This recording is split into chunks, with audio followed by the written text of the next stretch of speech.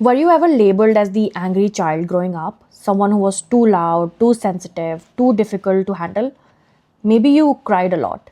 Maybe you rebelled. Maybe you were told that you were the problem. But what if I told you you weren't? When children grow up in chronic abuse, physical punishment, humiliation in the name of discipline, it doesn't make them obedient. It makes them angry. Not because they are bad or something, but because something deeply unjust is happening to them. I grew up watching TV, going to school, hearing about kindness and fairness, but at home I realized power mattered more than affection. I wasn't treated like a child, I was treated like an opponent. So my brain didn't really ask, how do I be good?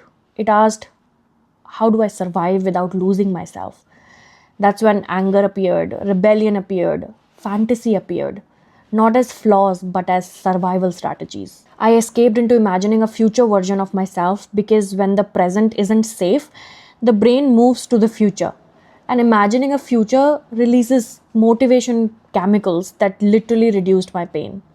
As an adult, reading about trauma survivors, I came across Viktor Frankl, the Holocaust survivor and a neurologist who put words to this.